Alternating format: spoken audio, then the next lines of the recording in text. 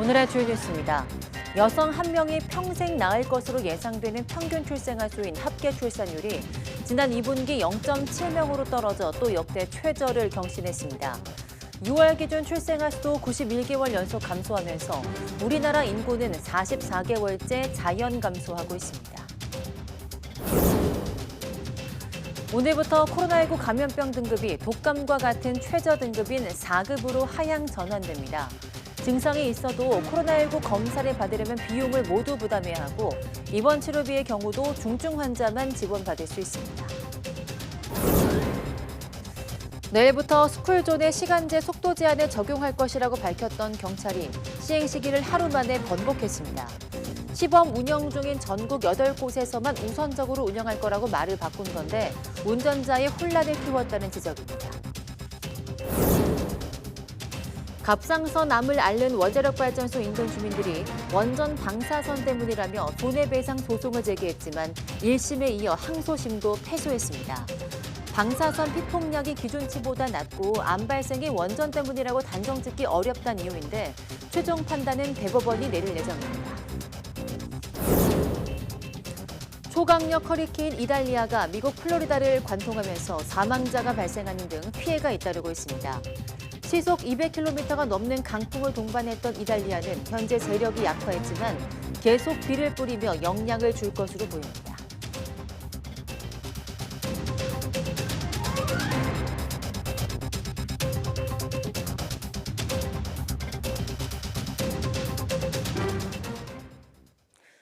여러분 안녕하십니까? 8월 31일 사이언스 투데이 시작합니다. 오늘부터 코로나19 감염병 등급이 독감과 같은 4급으로 하향됐습니다.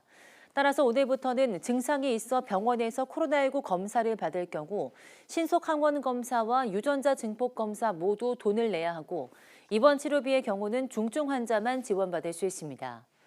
확진될 경우 5일 격리 권고는 계속 유지하되 기준 중위소득 100% 이하 가구 확진자에게 주던 생활지원비와 격리 또는 입원한 근로자에게 제공하던 유급휴가와 유급휴가비는 중단됩니다. 고위험군 집중보호를 위해서 먹는 치료제는 현재 무상 지원 체계를 유지하고 선별진료소 역시 계속 운영됩니다. 또 코로나19 위기 단계는 경계를 유지하고 병원급 의료기관과 입소형 감염 취약시설은 당분간 마스크를 계속 착용해야 합니다. 그동안 시행했던 1일 전수감시가 끝나면서 전체 확진자는 집계하지 않고 대신 527개 감시기관이 확진자를 신고하면 주간 단위로 발표하게 됩니다. 우리나라에 영향을 줄 것으로 우려했던 제11호 태풍 하이쿠이가 다음 주 초쯤 중국 내륙으로 상륙할 것으로 보입니다. 기상청은 오키나와 남동쪽 먼 해상을 지나고 있는 태풍 하이쿠이가 다음 주 초 점차 강한 강도로 발달해 중국 상하이 남쪽 해안에 상륙하겠다고 밝혔습니다. 이후 태풍은 중국 동해안에 따라 북상하며 점차 약화할 것으로 보여서 우리나라는 태풍의 직접적 영향이 없을 전망입니다. 다만 태풍이 북상하는 과정에서 많은 수증기가 유입돼 주말과 휴일 남해안과 일부 내륙에 국지성 호우가 내리고 남해안에는 너울성 파도가 높게 일 것으로 우려됩니다. 한편 어제 괌 동쪽 해상에서 발생한 12호 태풍 기러기는 진로가 유동적인 가운데 다음 주 초 일본 남쪽 해상까지 북상할 것으로 보입니다. 시속 200km가 넘는 강풍을 동반했던 허리케인 이달리아가 미국 플로리다에 상륙해 사망자가 발생하는 등 피해가 속출하고 있습니다. 플로리다주는 비상사태를 선포하고 바이든 미 대통령은 연방 지원을 총동원해 피해 복구에 나서겠다고 밝혔습니다. 김선희 기자입니다. 쏟아지는 폭우에 강풍이 몰아치며 나무가 금방이라도 뽑힐 듯 위태롭습니다. 긴급히 대피한 사람들은 기둥을 붙잡고 간신히 버티고 있습니다.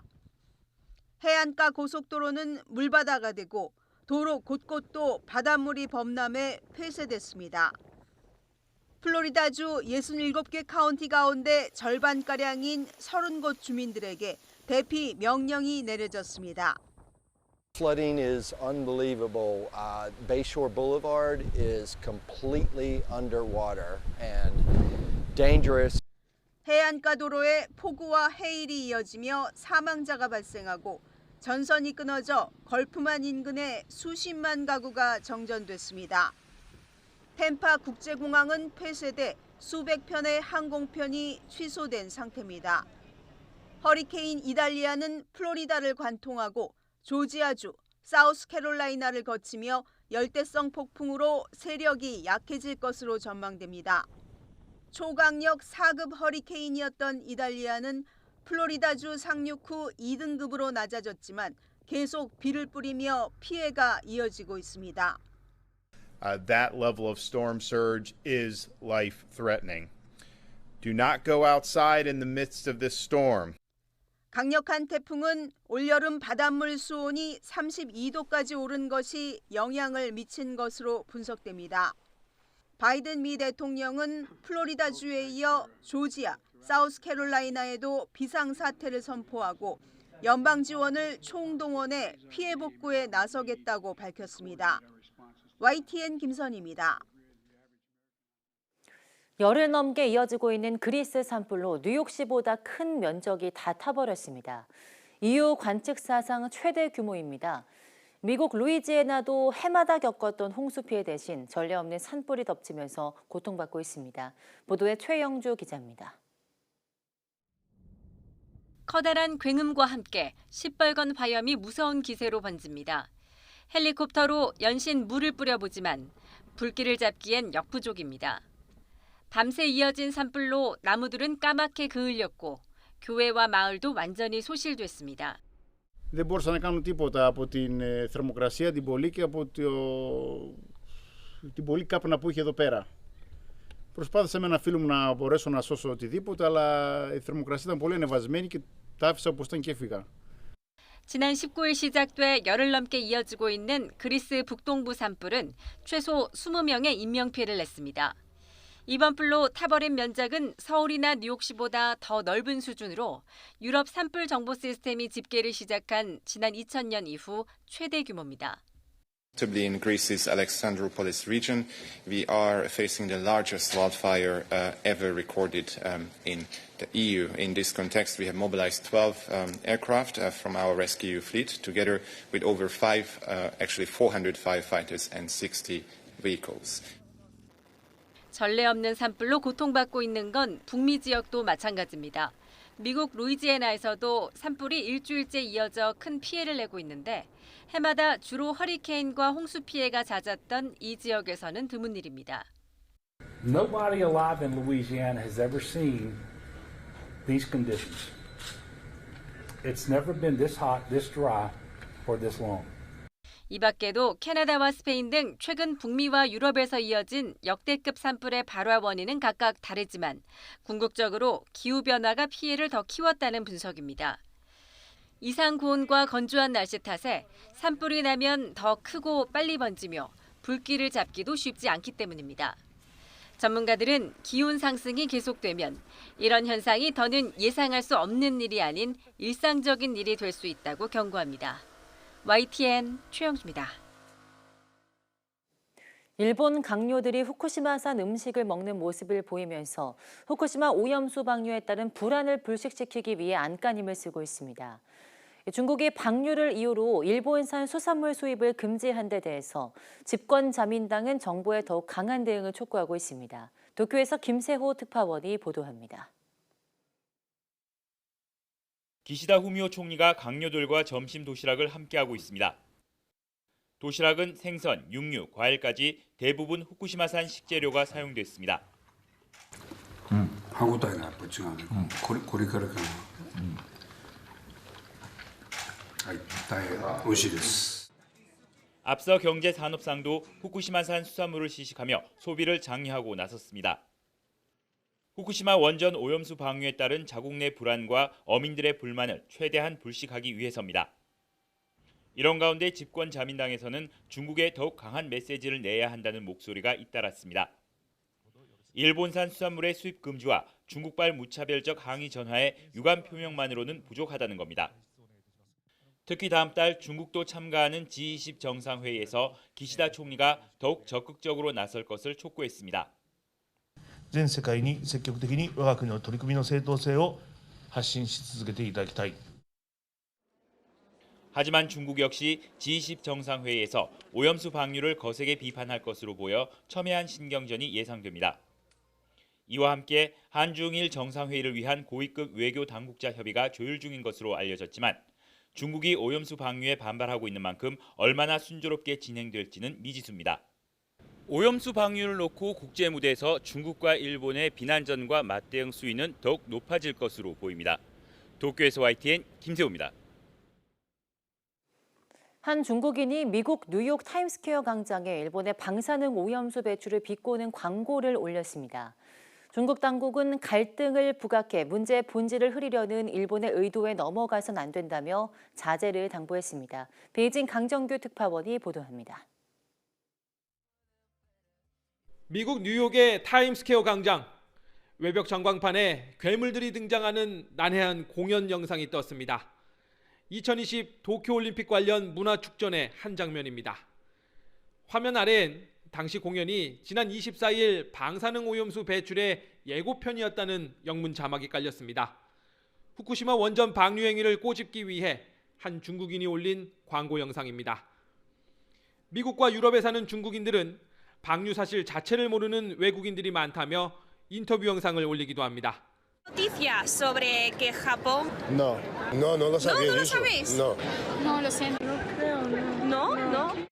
방류에 반대하는 모든 세력과 단결하고 부당함을 널리 알리자는 중국 관영 매체 사설과 부합하는 내용입니다. 중국 당국은 중국인들의 분노를 부각해 문제의 본질을 흐리려는 일본의 의도에 넘어가선 안 된다고 강조합니다. 日本政府无视国际社会的强烈质疑，单方面强行启动福岛核污染水排海，给全球海洋环境和全人类健康带来不可预测的风险。 그러나 들끓는 여론은 쉽사리 가라앉지 않고 있습니다. 후쿠시마산 식재료를 썼으니 중국인은 오지 말라는 취지의 안내판을 내건 도쿄의 한 식당. 我不知道这个电是什么意思哈，你自己想吃福岛食材没有任何问题，我不知道你为什么要带上中国人哈。我们现在打电话报警。 인터넷 방송에서 나온 일본인 정객의 망언은 반일 감정에 기름을 부었습니다. ここで9月からもう団体観光客来ますけど、9月入国条件でホタテ食えと。条件ホタテ10個。 격분한 중국의 편의점 주인은 일본 상품 수백만 원어치를 스스로 폐기했고 한 중고차 판매상은 일본 차를 팔지 않겠다며 때려 부수는 영상을 인터넷에 공유했습니다. 베이징에서 YTN 강정규입니다. 갑상선암을 앓는 원자력 발전소 인근 주민들이 원전 방사선이 원인이라며 손해배상 소송을 제기했지만 항소심에서도 패소했습니다. 원전과 암 발생 사이의 인과관계 입증이 쉽지 않기 때문인데요. 최종 판단은 대법원에 맡겨질 전망입니다. 차상은 기자입니다. 법원 앞에 모인 원전 인근 지역 주민들이 재판부에 항의하며 구호를 외칩니다. 재판부는 주민 건강 피해 인정하라! 인정하라! 갑상선암 원인은 원전 방사선 때문이라며 손해배상 소송을 제기했지만 1심에 이어 항소심도 패소했습니다. 방사선 피폭량이 기준치보다 낮고 암 발병이 원전 때문이라고 단정짓기 어렵다는 이유에서입니다. 주민들은 지난 6월 환경부가 공개한 보고서를 근거로 원전의 책임을 주장해왔습니다. 월성원전 반경 5km 내 지역 주민 960명을 조사한 결과 740명에게서는 3중 수소가 검출됐고 16명은 염색체 손상도 심각한 상태였다는 겁니다. 당시 환경부는 원전과 암 발생률 사이에는 관련성이 없다고 발표했습니다. 주민들은 환경부가 조사 범위를 반경 20km로 정한 탓에 건강 피해 규모가 축소된 것이라고 반박해왔습니다. 재판부는 정부가 조사한 역학조사 결과조차 인정하지 않았고 핵발전소로 인해 피폭되어 온 주민들의 고통을 외면했다. 지난 2015년부터 시작된 갑상선암 공동소송은 주민들의 상고 입장에 따라 대법원 판단에 맡겨질 전망입니다. 비슷한 사건으로 꼽히는 고리원전 인근 주민의 소송은 1심에서 원전의 책임이 일부 인정됐지만 항소심과 대법원에서는 인정되지 않아 지금까지 주민이 최종 승소한 사례는 없습니다. YTN 차상입니다.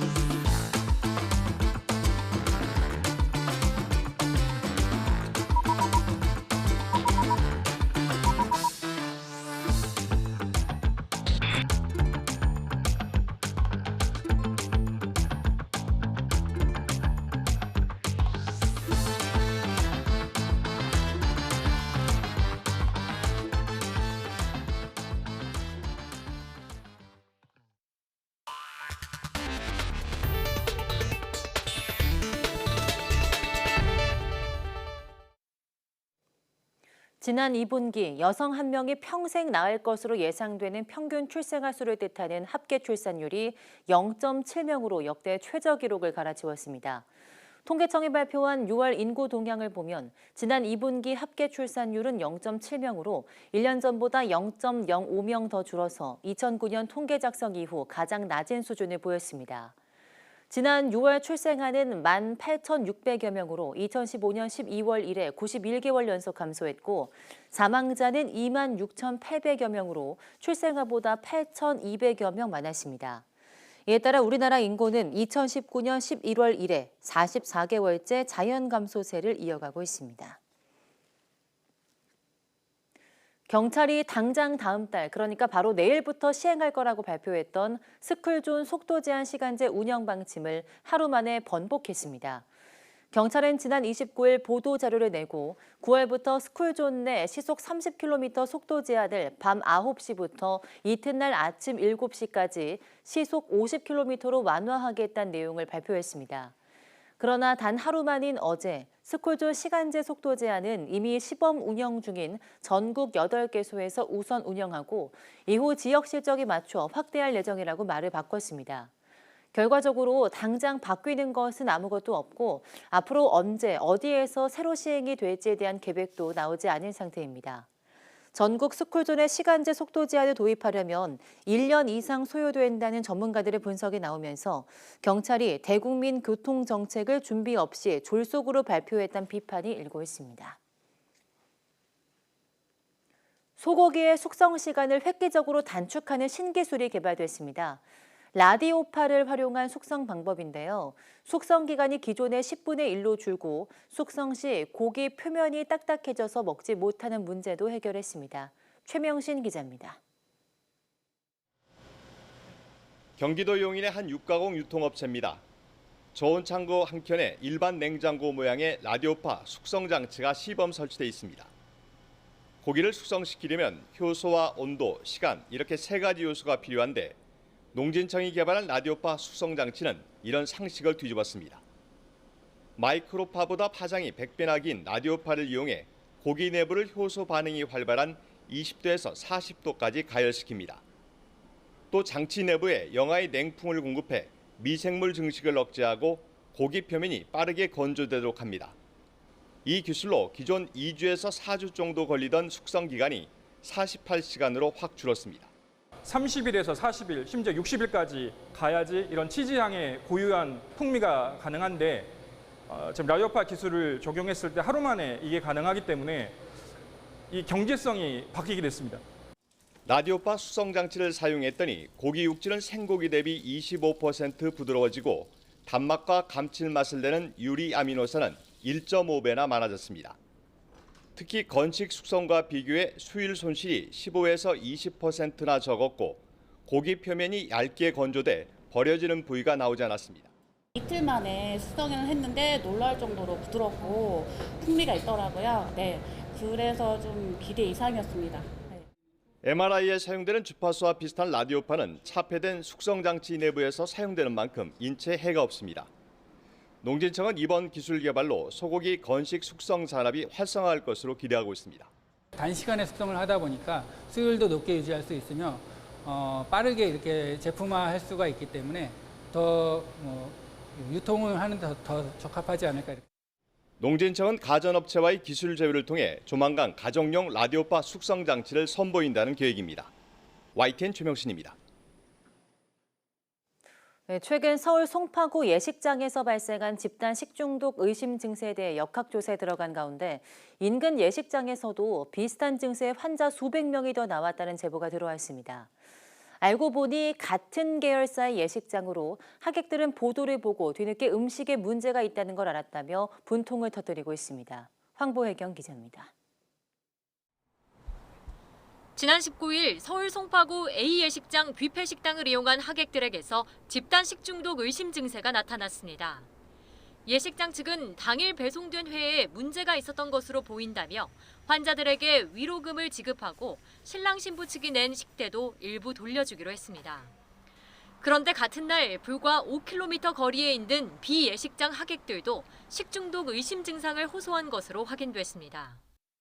A 예식장에서와 마찬가지로 주로 회나 초밥을 먹은 사람들이 복통이나 설사, 구토 등의 증세를 보였고 환자 규모는 수백 명에 이른다는 주장입니다. 저희 신랑 신부 하객 중에 한 56명 정도가 이제 복통이랑 설사 증상 이제 호소하시는 분들 확인되셨고요. 거의 한 250명 정도 하객분들이 지금 같은 증상 호소하고 계신 걸로 확인됐습니다. 두 예식장은 같은 사람이 운영하는 곳입니다. 또 이날 동일한 업체에서 회를 포함한 식자재를 납품받은 것으로 드러났습니다. 하지만 B 예식장에서 결혼한 신혼부부는 자신들의 결혼식장에서도 이상이 있는 음식이 제공됐다는 걸 YTN 보도가 나간 뒤에야 알았다며 분통을 터뜨립니다. 심지어 일부 하객은 직접 예식장에 연락해 상황을 말했는데도 예식장 측은 신랑 신부에게 이를 전혀 알리지 않았던 겁니다. 친구들이 이제 배가 아프다라는 얘기를 전에 하긴 했는데 설마 저희 뷔페 때문일 거라고는 생각을 전혀 못하고 여행을 즐기다가 식중독일 가능성이 있다라는 말 한마디조차도 없었다는 게 저희는 너무 지금 화가 나는 거죠. B 예식장 측은 식중독 의심 사고 발생을 뒤늦게 알렸다는 지적에 대해 피해 고객들에게 보험사를 통해 충분한 배상이 이루어질 수 있도록 적극 안내했다고 반박했습니다. 또 재발을 막기 위해 식자재 납품업체와 메뉴를 모두 변경했다면서 행정당국 조사 결과에 따라 종합적인 대책을 추가로 마련할 계획이라고 덧붙였습니다.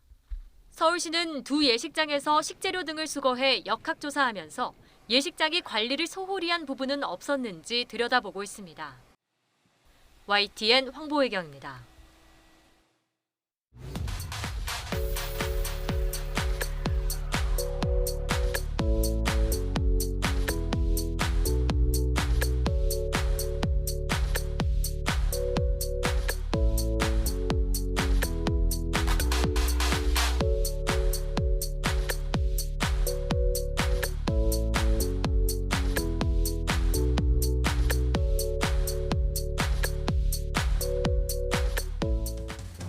과학은 복잡한 소식과 어려운 내용이 많아서 멀게만 느끼시는 분들 많을 텐데요. 하지만 친근한 일러스트와 재미있는 스토리텔링으로 꼬리에 꼬리를 물게 만드는 과학 유튜브 채널도 있습니다. 오늘 오후 사이언스 투데이 저기 잠깐만요에서는 약 100만 명의 마음을 사로잡은 과학 유튜브 채널 과학드림의 운영자 김정훈 씨와 함께합니다. 많은 시청 바랍니다. 함께해 주신 여러분 고맙습니다.